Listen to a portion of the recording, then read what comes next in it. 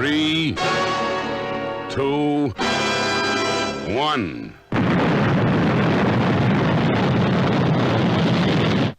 Thunderbirds are go.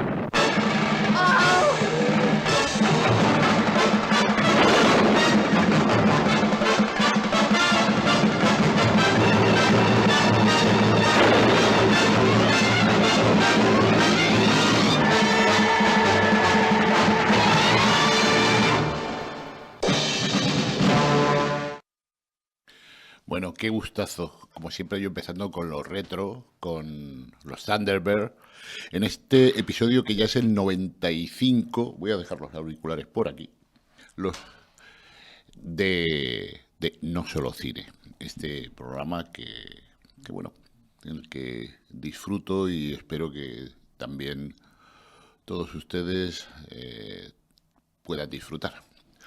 Hoy vamos a hacer un monográfico a alguien que creo que se lo merece, sin duda, que es un grandísimo profesional del mundo del cine, además gaditano, jerezano por más señas, y que por definir su profesión es el primero que llega a los proyectos cinematográficos y el último que se va.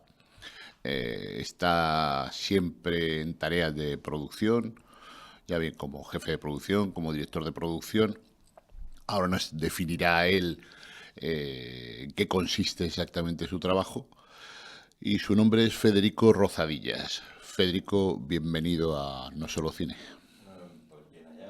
Y estamos a disfrutar de esta hora de charla contigo.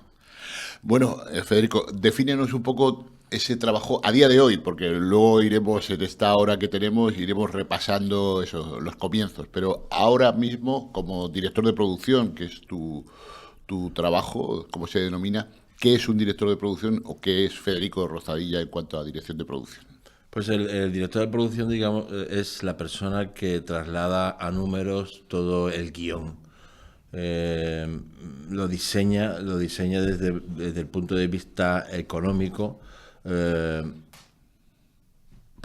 diseñando el equipo y poniéndole precio a todo lo que, tanto el equipo después como las necesidades, pues lo diseña de tal manera que dice, pues aquí más dinero, aquí menos dinero, teniendo y enseñando un presupuesto a los productores y después pues llegando a un acuerdo con los productores para ver con qué dinero se puede hacer. Pero el primero propone hacerlo con una cifra o llega a una cifra a partir del guión y diseñar, bueno, y después pues contrata todo el equipo, a los actores, con la ayuda de los productores normalmente, a los actores y al equipo y ya está. ¿Y ahí el director no tiene nada que decir? Bueno, sí, claro. Una vez que ya está diseñado, o sea, está hecho el presupuesto, después a la hora de contratar a ese equipo, pues hace caso a las recomendaciones del director, que no siempre son posibles, porque lo que quiere el director a lo mejor no concuerda con el dinero que hay para el presupuesto. Hay muchas, discusiones, pues hay una forma de llegar a buen puerto. Pues dice, mira, pues a lo mejor sí te puedo dar esta persona, pero esta no, ¿qué prefieres que hagamos? ¿Tú estudiaste en el cuerpo diplomático o tuviste aspiraciones de trabajar en el cuerpo diplomático? Digo porque tu trabajo, por lo que me estás describiendo, tiene que ser un trabajo de hombre templado, de razonar a unos y a otros para llevar a buen puerto, en este caso, el proyecto cinematográfico, ¿no? Nunca pensé trabajar en el cuerpo o estudiar la diplomacia, pero sí la he aprendido a base de malentendidos, que no quise llegar y me di cuenta que podría haber llegado si hubiera tenido más diplomacia. Y es importante porque digamos que el tener ser políticamente correcto con todo el mundo es lo que te lleva a buen puerto. ¿Sí? Vamos a empezar, en este caso vamos a arrancar por el principio. Ese chiquillo jerezano, tú eres un hombre que está en los 40 y tantos años. Eso es. Ahí, ¿eres de qué año? Del 78. Del 78. 16 de enero de 1978. O sea, que te incorporas a la democracia, naces en un Eso momento de primeras elecciones democráticas por ahí. Y ese Federico, ese Fede que correteaba por las calles de Jerez, ¿en qué momento, o sea, cuáles eran tus aspiraciones? ¿En qué momento piensas que el cine es algo que te llama la atención? Bueno, a mí siempre me gustó el cine. Siempre recuerdo de cuando de pequeño, pues bueno, pues como todos viendo las películas, ir al videoclub a alquilar películas. Mi padre dijo: el VHS no va a servir para nada, será el beta. Eso lo recuerdo yo. Y compramos un beta, que en aquella época ya era era una inversión importante en tu familia. Y mi padre dijo: el beta es más calidad. Y fuimos a Videoclub y vimos que las películas beta eran menores. Y cada vez pasaba el tiempo y las betas estuvimos ahí intentando que mi padre se capacitase para que nos comprara un VHS, y conseguimos comprar un VHS porque las betas ya en el videoclub eran cada vez menor. Y recuerdo pues ver películas, y sobre todo, pero teníamos fascinación por el cine español. O sea, sí que veía pues las películas norteamericanas, pero sí me gustaba mucho el cine español. Y ya cuando empecé a ir al cine, me puse, a partir de los 16 años, dice, yo solo voy a ver cine español. Y iba a ver cine español porque era lo que me gustaba más.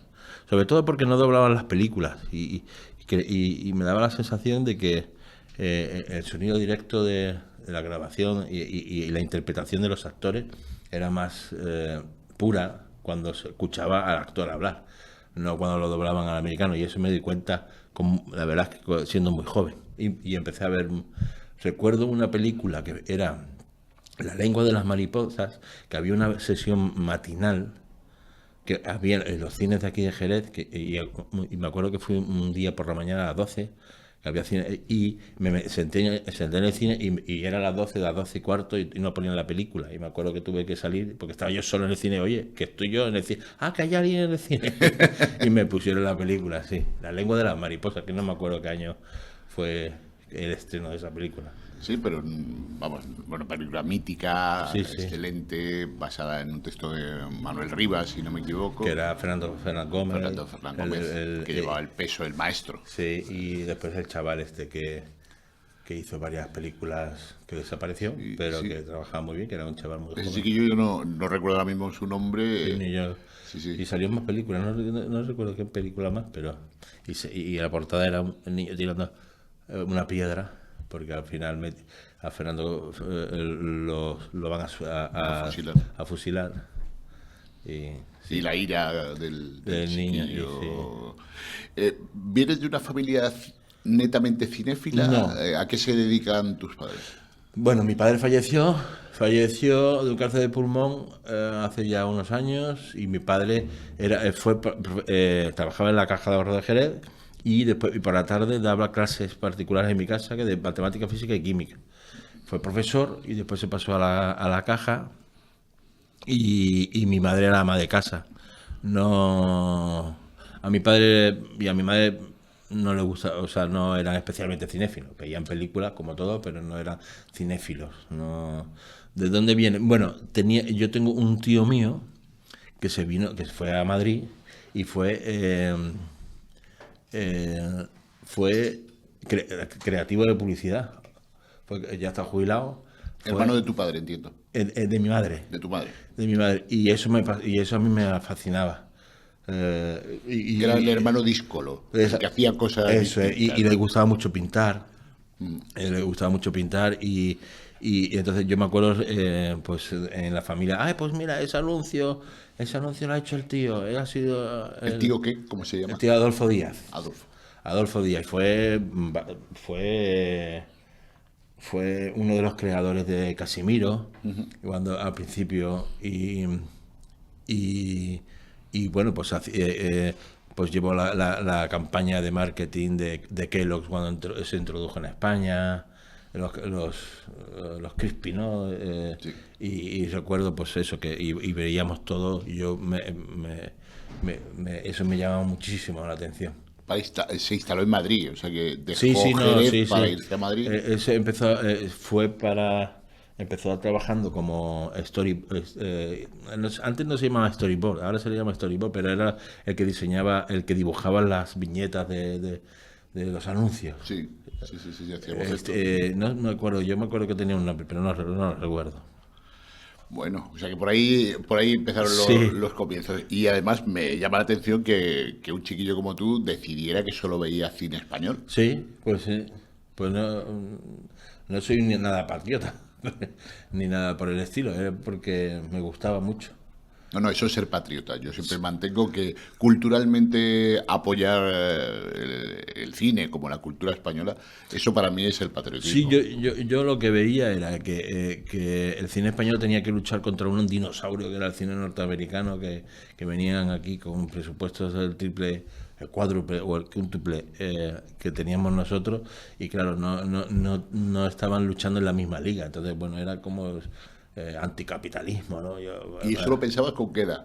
Yo, De pues, chiquillo, con es 15, que no 20 recuerdo, años. pues yo creo que antes de 16, 15, 16 años, yo creo, tendríamos que mirar, pues si lo recuerdo, en la de, bueno, la de La lengua de la mariposa, a ver cuándo se estrenó. También una cosa que a mí creo que fue un antes y un después en mi amor por el cine fue ver Tesis. Dice, hostias. Esto lo ha hecho un alumno, esto está hecho... Era como algo porque era algo que tú decías, bueno, lo puedes hacer, o sea, que se puede rodar, que estaba basado en una historia, y a mí Tesis me llamó mucho la atención. Y ya después de Tesis ya me metí en La Ardilla Roja, toda la película, o sea, todo el cine Medem, del principio Tierra y todo eso, a mí ese cine me encantó. O sea, ¿Y la determinación de quiero participar de ese mundo del cine? Pues Seguías en Jerez. seguía No te en habías Jerez. movido. Bueno, pues yo quería haber estudiado FP de imagen y sonido. En mi casa pues, pensaban que tenía que hacer Bupi COU, no una FP. Yo cuando terminé el COU dije, yo no quiero estudiar. Y me fui a hacer un curso a Onda Jerez de cine y televisión, producción de cine y televisión, de un curso de estos de formación profesional ocupacional, Sí. que eran un año. Era un curso. Está muy bien. Sí, Te sí, daba sí. pie a entrar en la profesión, a ver Sí. cómo tocar las cámaras, todo. Sí, hicimos un documental y de los 30 alumnos, pues eligieron 5 y uno fue el mío, que era sobre el vino de Jerez. Y por ahí debe estar ese documental. Eso fue en 1998. Y yo de ahí, cuando ya hice eso, yo me fui a Londres para aprender inglés. Y después ya me fui a Madrid, que quería trabajar en el cine. Y ella sí, eso es lo que ocurrió. ¿Qué tal ese año en Londres? Que para un chico jerezano, Bueno. eso jovencito, que sí que ya tenía un conocimiento, habéis estado un año en Onda Jerez, pero de pronto te vas a Londres, ¿un añito estuviste allí? Un año. Estuve viviendo con un primo mío que era de Madrid, hijo de Adolfo Díaz, y 2 amigos más. Y que ahora uno de ellos es director de foto, que ha hecho el documental de Jorge Laplace de ahora de Alcaraz, pues Sí. lo ha hecho, que es jerezano, Jorge Laplace. Sí. Y ese año, pues digamos que no aprendí todo el inglés que tú tendría que haber aprendido. Aprendí... Estabas entre españoles. Estaba entre españoles y bueno, pues vivimos un poco hippie, alquilamos una nave, en la nave habíamos camas y alquilábamos las camas, tampoco teníamos que trabajar mucho porque ganábamos dinero alquilando las camas porque vivíamos todo en una nave y todo era comunal. Y la cocina en medio era muy... Era un campamento aquello. Sí, sí. Ahí aprendí pues un poco de la fiesta londinense y bueno, tenía 18 años, pues imagínate. 20, no, tenía 20 años.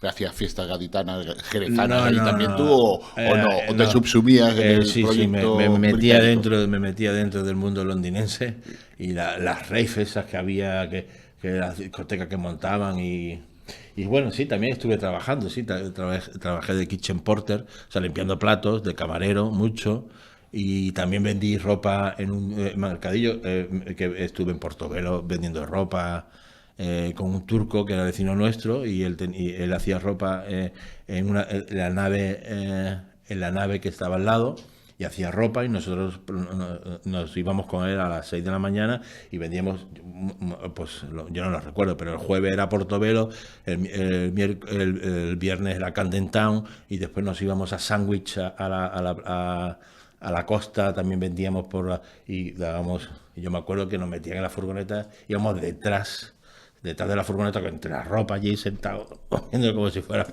De paquete. Sí, exactamente, pero era en el paquetero, o sea, no había ni asiento, estábamos sentados sobre la ropa que vendíamos. Sí, eso ya está ahora perseguido Claro, por la ley. claro, claro, claro.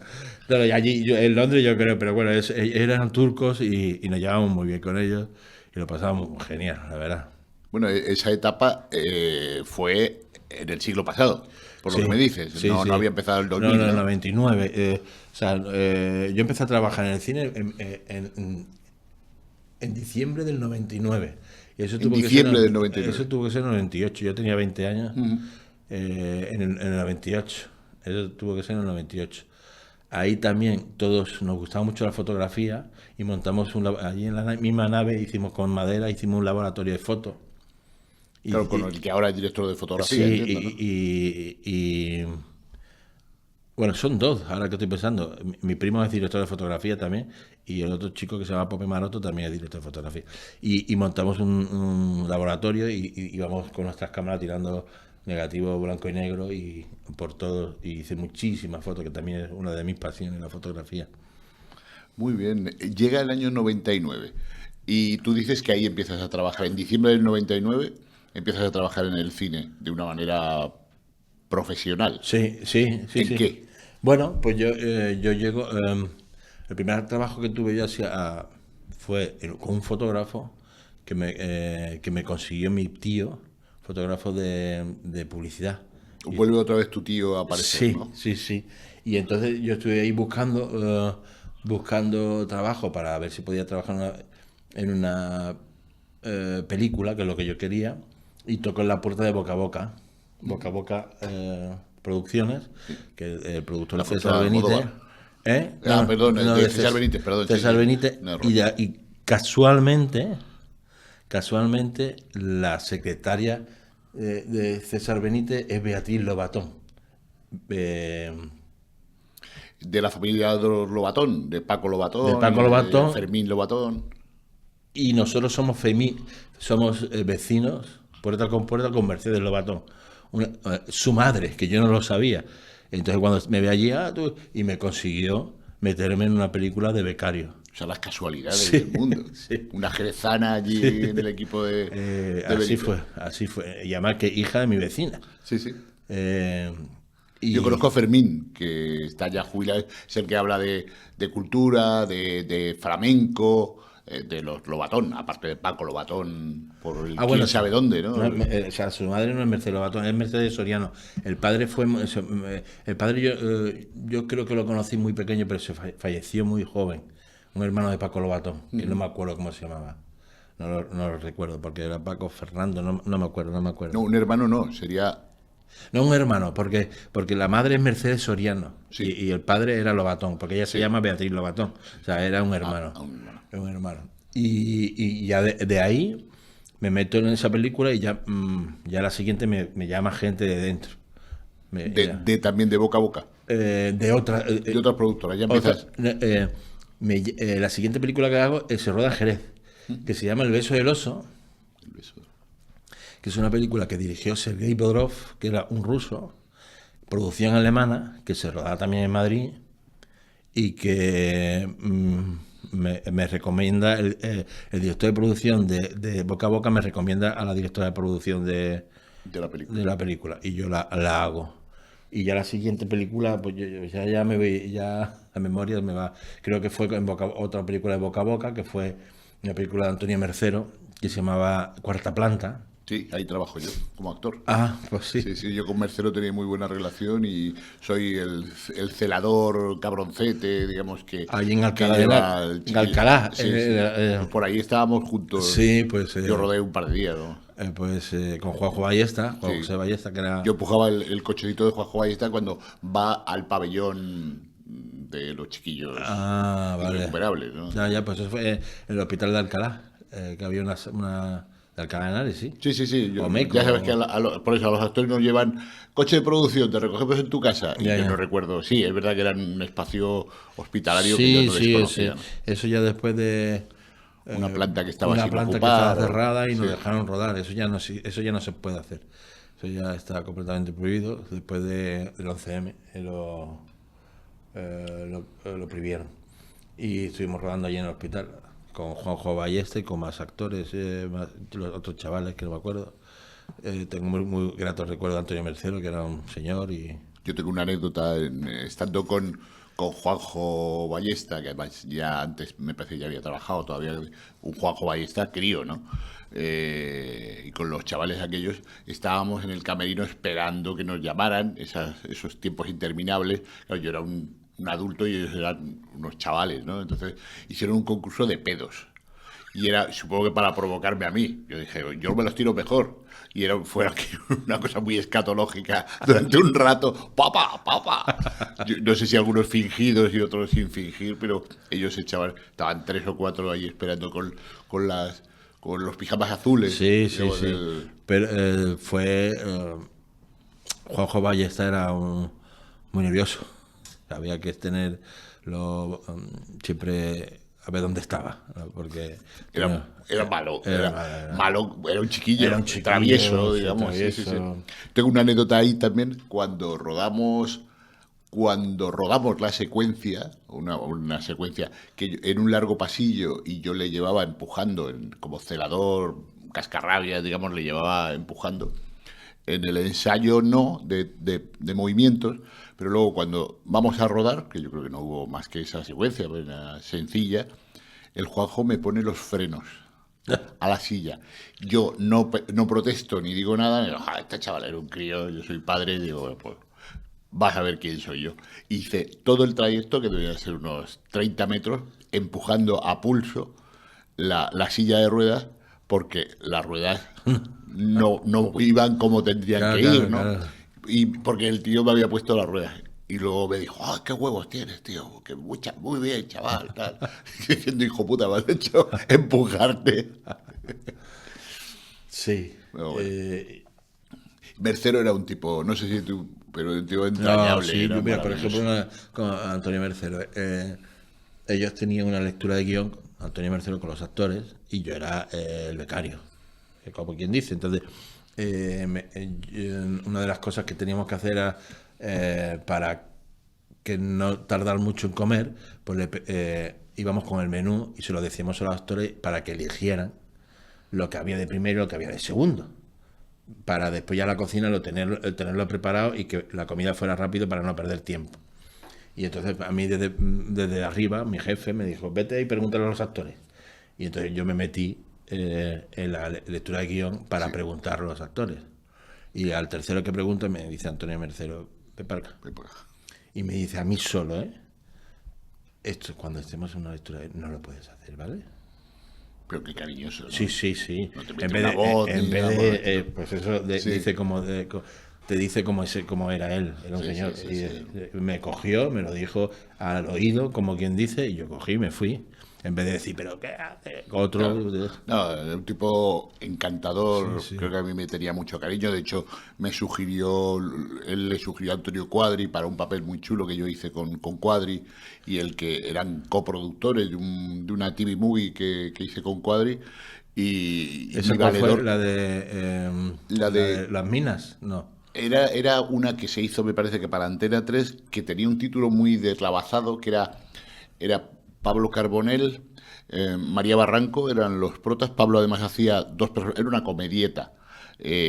Y era una viuda, un taller que era un garaje. El título era así, de esos títulos así que sonaban vale, como vale. de los años 70, de un cadáver, una viuda y no sé qué. y había una serie de chicas guapas que eran patinadoras y que mientras lavaban los coches con faldita y con poca ropa, digamos, iban lavando los coches y tal, pero ahí los papeles fundamentales eran de Pablo, que Pablo y yo ya nos conocíamos de la época de los toreros muertos y de hecho somos buenos amigos. Pablo Carbonell, María Barranco, excepcional, María Antonia Rosso también, que hacía la madre, que yo no había trabajado nunca con ella, luego sí he vuelto a trabajar con ella porque yo vivía en Madrid, entonces Rosso todavía no había trascendido del espíritu andaluz, digamos, ella se la conocía mucho a través de Canal Sur, digamos, me parece una actriz excepcional.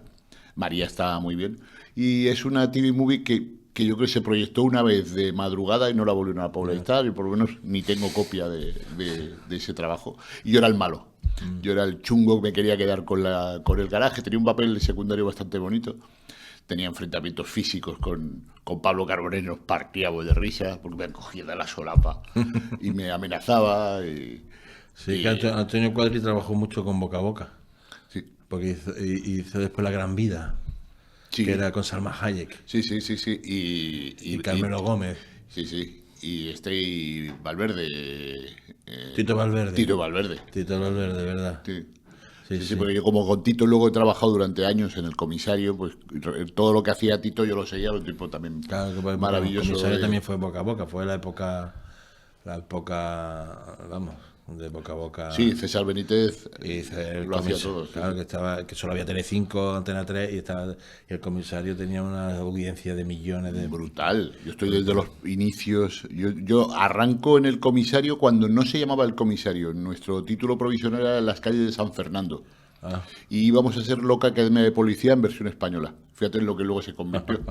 Tengo la anécdota con los compañeros, con los que estábamos inicialmente, que los talones durante mucho tiempo siguieron llamándose Las calles de San Fernando, el proyecto. Y hicimos, me parece que de 2 o 3 episodios, rodamos 2 veces. O sea, rodamos primero en tono, que a mí no me gustaba nada la idea, porque yo soy anti ese tipo de proyectos de Loca Academia de Policía, me parecía un poco chirriante, pero yo creo que hasta me eligieron por eso, en esa supuesta vis cómica que uno tiene, pues este actor, que es un actor de reparto, que luego fui cogiendo más papel durante los años, y de pronto es la única vez que lo he hecho en mi vida.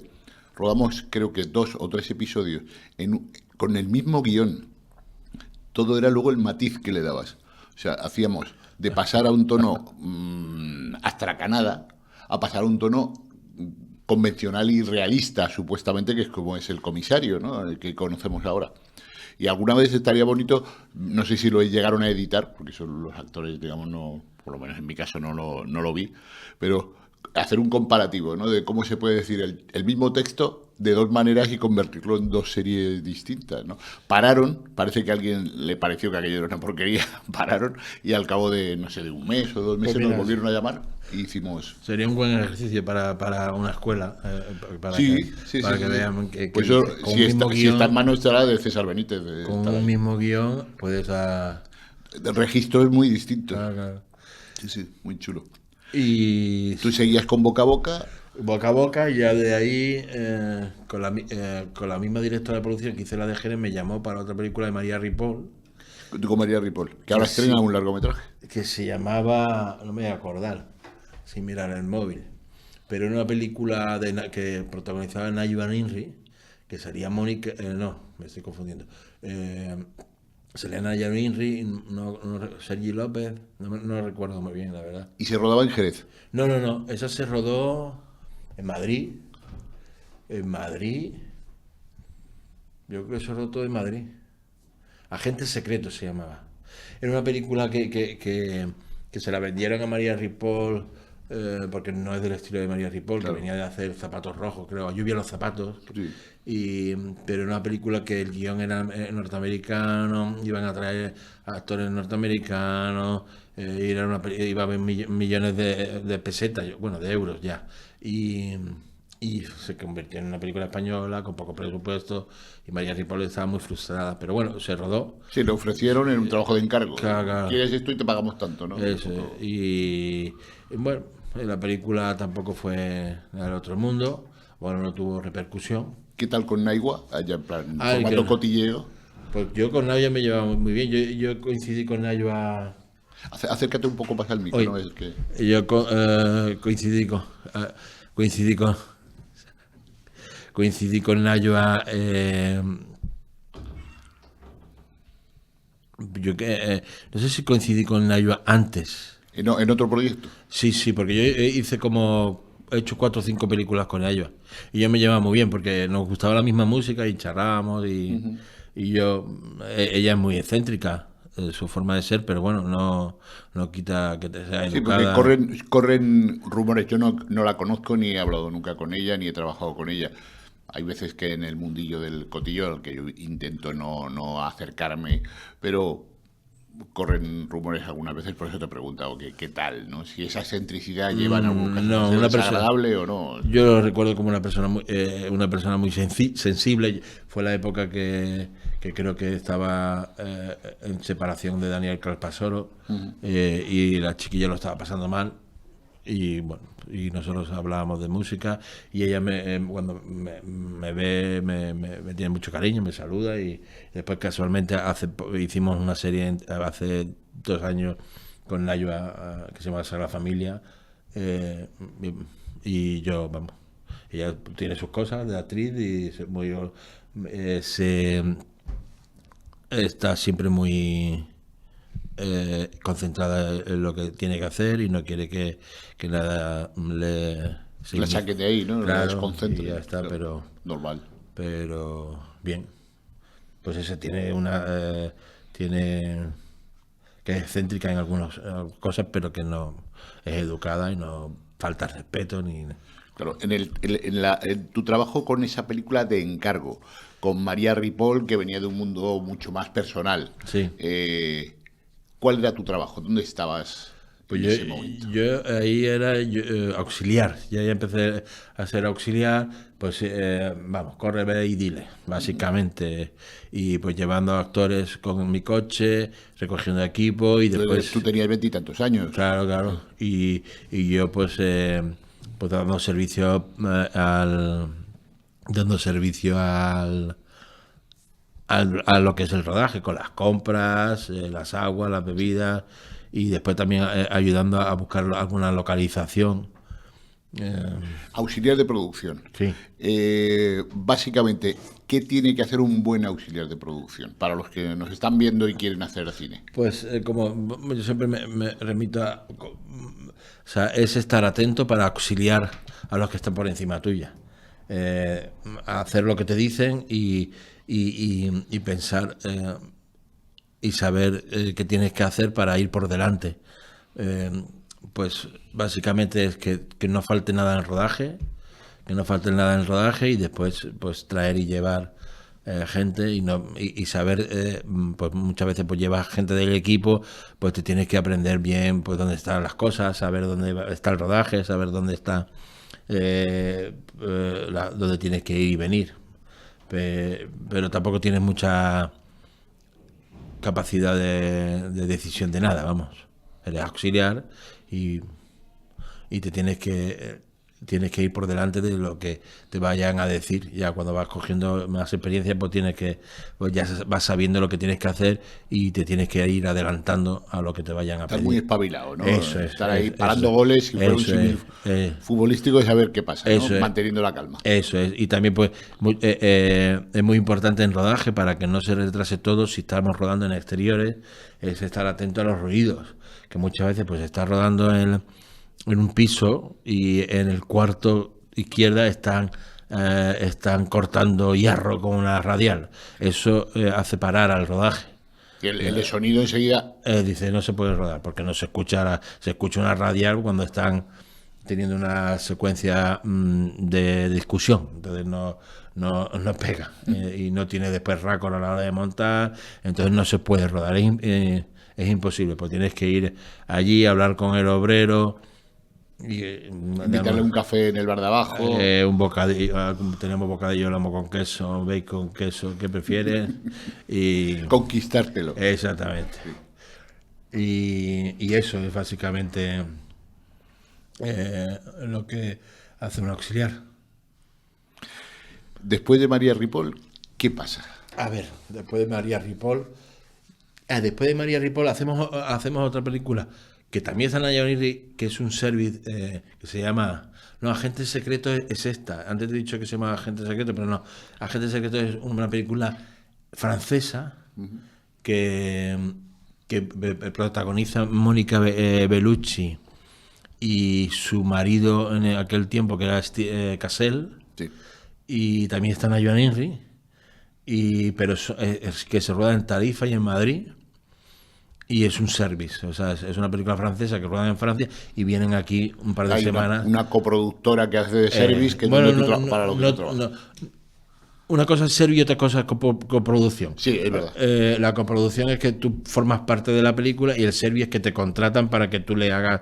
Y esto era un service, no era una coproducción, sino que contrataron a la productora, que no lo recuerdo, que era Alquimia Cinema, se llamaba, que estaba, por cierto, el dueño de esa productora era Paco Ramos, que ahora está director general de Netflix en Latinoamérica. Y bueno, pues hicimos ese service, nos lo pasamos muy bien. Y ya después entro en Descongélate. No sé si me salta alguna película más por medio, pero bueno, básicamente es Descongélate, que es una... ya esa película que dirige Félix Heroesa y Dunia Yasso. Trabajé con ellos. Y produce El Deseo, la productora de Almodóvar.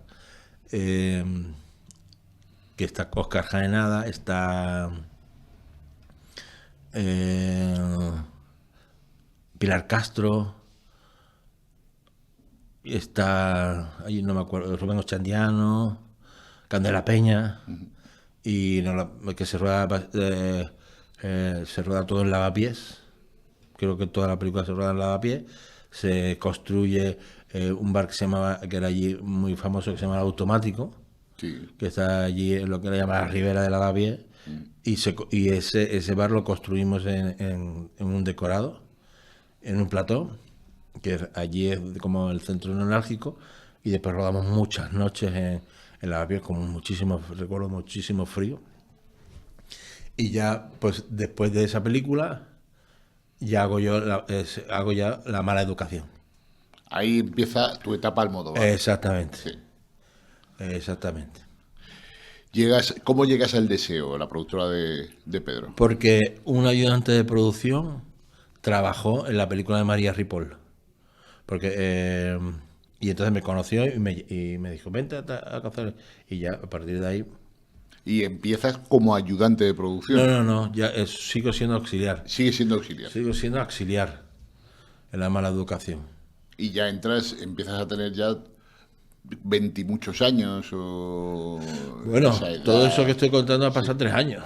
Sí, sí. O sea, Estás todavía... el 2003. Todavía. O sea, 2003. Yo, pues 2003, sí, en el 98, bueno, tenía 20, pues ahí tenía 25 ya. 25. Chaval. 25. La Mala Educación. La Mala Educación, que la rodamos en Madrid y en Alella, en Barcelona, porque... A mí, La Mala Educación creo que es la peor película de Pedro Almodóvar, para mi gusto. O sea, recuerdo haberla visto en un preestreno cuando yo todavía vivía en Madrid y haberme quedado dormido. Sí. Sí, pero es que estaba allí Pedro Almodóvar, que creo que no me vio, y luego me preguntaron, era como una tertulia en la Facultad de Ciencias de la Información, si no me equivoco, y se me fue, debía estar yo cansado, se me fue un poco el sentido del ritmo, de la educación y de todo, y pegué cabezadas, y la película no me interesó lo más mínimo. Pero ahora, no tiene nada que ver con tu trabajo. Fue después de hablar con ella. Claro, La Mala Educación sí que pegó un bajón. A mí le tengo mucho cariño, fue mi primera película que trabajé con Almodóvar.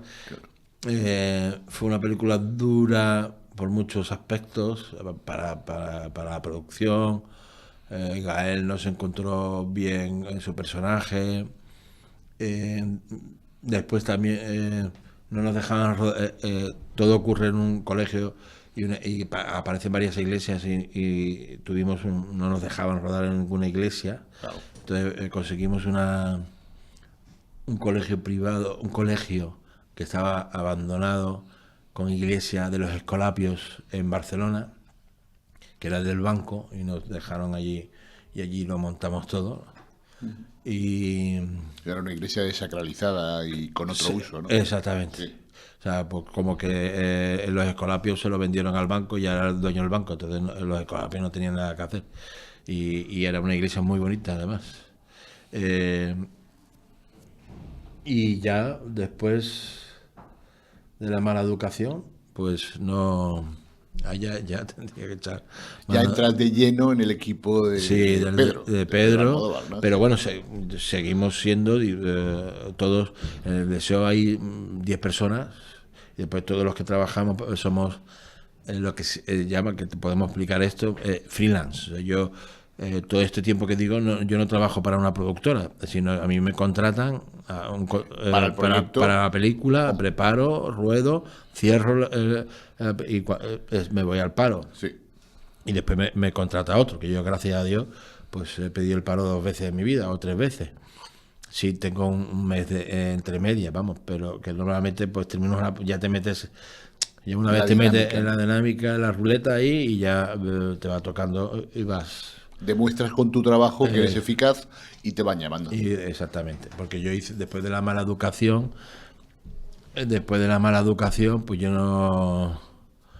recuerdo Marco, que fue una TV movie para Bambú Producciones, que era Telecinco, que era una película sobre Marco, los cómics de los Apeninos a los Andes, Pero con actores. con actores, que no podía tener referencia ninguna. Se llamaba Marco, pero recuerdo que no podíamos poner nada porque no... Que recordará el proyecto japonés. Porque no habían pagado los derechos ni nada, claro. Y era de un chaval, la historia era pues de un chaval que va en busca de su madre. Y Esa película es mejor olvidarnos, ¿no? no, bueno, yo que ¿Quién sí dirigía? salió, sí, ¿Te sí. acuerdas quién dirigía? Félix Vizcarret. Ah, buen amigo, Sí, sí. buen profesional. Félix Vizcarret, que ahora ha hecho la de Patria, por ejemplo, ha dirigido Patria. Sí. No, hay un montón de cosas, sí. Ha estado en la escuela de cine impartiendo un curso hace algún tiempo, Félix. Yo le tengo mucho aprecio. Y además recuerdo ahora mismo, no recuerdo cuál es el título, pero su primer largometraje me impactó mucho, me gustó mucho. No recuerdo ahora mismo el título de Félix. Y Félix generalmente saca un largometraje como director cada 2-3 años. O sea, es un logro. Vamos. Sí. No para. Hizo un documental sobre la familia Saura Ah, hace, pues ya tendrá 4 años o algo así, digamos, antes de fallecer Carlos Saura. Y hay algo que se ha estrenado recientemente, que puede ser en el último año y medio, de Vizcarret. Tipo muy agradable en mi relación con él, vamos, que no sé qué tal te fue con Félix. A ti. pues un chaval encantador. Sí. Y hiciste aquel proyecto que yo creo que debe de estar borrado de su IMDb, pues no me suena cuando me lo has dicho. Marco se llama. Sí, es una TV movie, no era película, Sí. era una TV pues movie sí. para Telecinco, Sí, de 2 o 3 capítulos. sí. Trabajo alimenticio. vamos, Sí, un poco sí, de que primer eso. nivel, pero... Experiencias de eso, recuerdo. O sea, yo no tengo malos recuerdos de ninguna película. A mí los malos recuerdos se me olvidan. Yo recuerdo estuvimos rodando hicimos como iba de los Apeninos a los Andes, que no recuerdo exactamente dentro de la TV movie que hacíamos, pero rodamos en un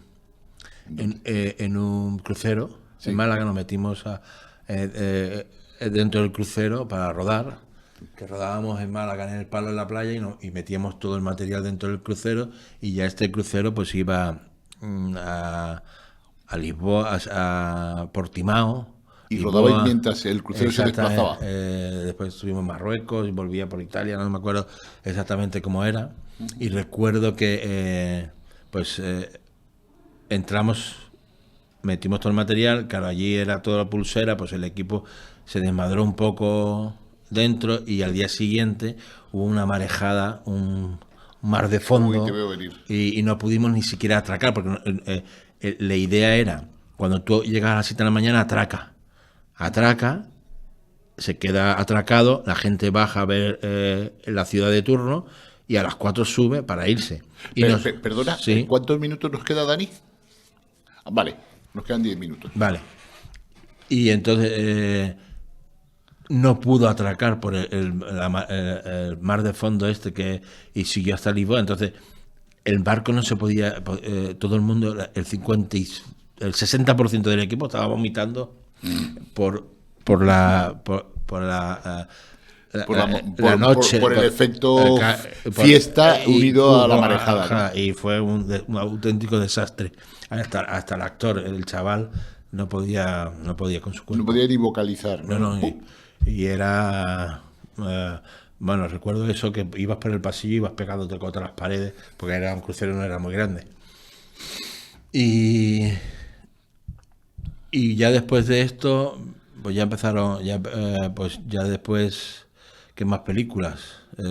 Después de... No, porque vamos a hacer una segunda parte contigo. Me dice Dani que nos quedan unos pocos minutos. Muy bien. Entonces vamos a hacer un bis dentro de unos días. Muy bien. Para continuar. Me parece maravilloso lo que nos estás contando. Entonces prefiero darnos tiempo y no acelerarnos y llegar hasta, en la actualidad, tu colaboración con México, con el equipo de Manolo Caro. Pero eso lo dejaremos para un segundo día. O sea que de esa TV Movie con Vizcarret, ¿a dónde crees que pasas? ¿Vuelves al Deseo? Sí, yo creo que sí, que ya hacemos algo con el Deseo. Ya estoy mirando el teléfono porque y ya la siguiente película del Deseo, ¿cuál fue? Esa... Después de La mala educación. ¿Volver? Claro, hacemos Volver. Claro, con Penélope, Carmen. Eso ya es palabras mayores. Creme de la creme. Sí. Pues hacemos Volver, sí. Yo creo que sí, vamos. ¿Sigues estando como auxiliar ahí? Ya creo que esa es la primera película que yo hago ya de ayudante. Vale. Ya hago ya antes, ya lo que hacemos es, pues yo organizo a los auxiliares, la recogida, hago la orden de transporte, que es hacer, pues, dónde va cada uno al principio de quién recoge a quién. También llevo a los conductores de los actores que recogen a los actores. Ya recae sobre ti sí, bastante responsabilidad porque ya empiezas a ser director de orquesta. Eso es. De una orquesta auxiliar, pero... Ya contrato yo a proveedores directamente, que dan servicio al rodaje, hablo con la empresa de catering, hablo con la empresa de los camiones, pues ya vas cogiendo más responsabilidad. ¿Volver dónde la rodáis? Volver la rodamos en Almagro, sí. Tuvimos mucho tiempo, recuerdo, y en Madrid. Uh-huh. Y después también rodamos entre Madrid y Valencia, donde para el autobús, que se llama eso, no recuerdo, pero era un campo donde había muchos molinos. Y pues eso. Una ruta de los molinos del Quijote, ¿no? Eso es, que era para Albacete. La Roda. En La Roda también rodamos. Almagro, La Roda y Madrid.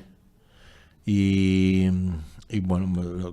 ¿Y qué supone para ti de venir de La mala educación, que en general tuvo malas críticas, de Pedro, a estar en el equipo, de Volver con ese peso específico, una película que siempre ha tenido muy buenas críticas y está considerada una de las mejores películas? Pues mira, cuando estás dentro tampoco hay mucha diferencia. El equipo del Deseo casi siempre somos los mismos. Y entonces está el mismo director de fotografía, está el mismo director de arte, está el mismo...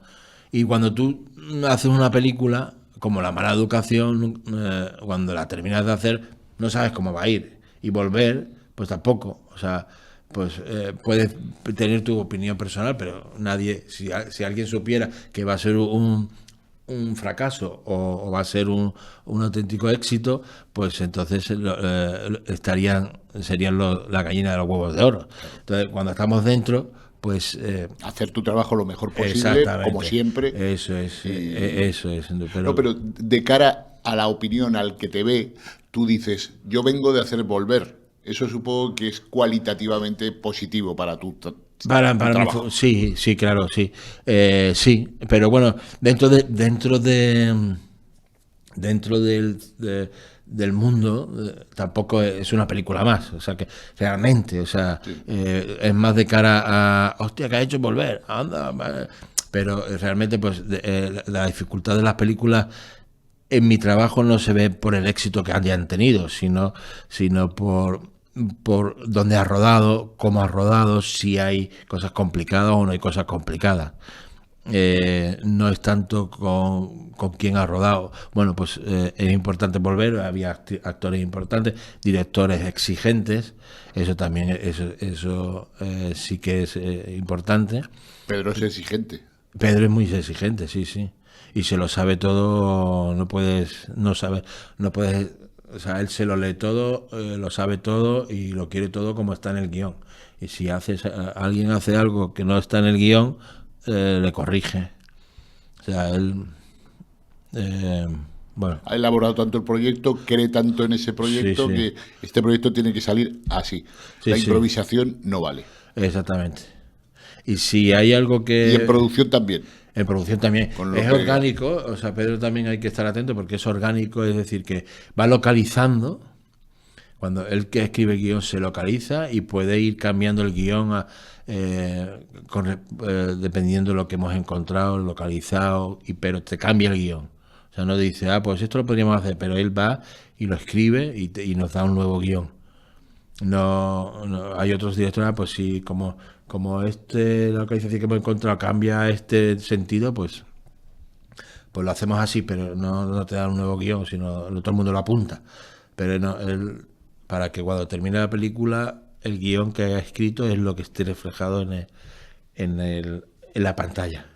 Para ti, y nos quedan ya muy poquitos minutos, pero para ti, volver, pasar de ser auxiliar digamos, al siguiente puesto, te hace, en lo anímico personal, retrotrayéndonos a ese momento, te hace sentirte bien, ¿entiendes? Claro, sí. Ya sí, estoy en la industria, ya dejo de ser un auxiliar. Sí, sí. Bueno, a ver, no tanto, porque yo cuando yo hice varias películas de auxiliar, hay gente que había hecho 2 películas y ya era ayudante, y la gente me decía... ¿Cuándo vas a ser ayudante? Y yo le respondía, yo no tengo ninguna prisa, ya llegará. Esto ya llegará, y ya cuando me llegue es porque me ha tenido que llegar el momento, yo no tengo ninguna prisa.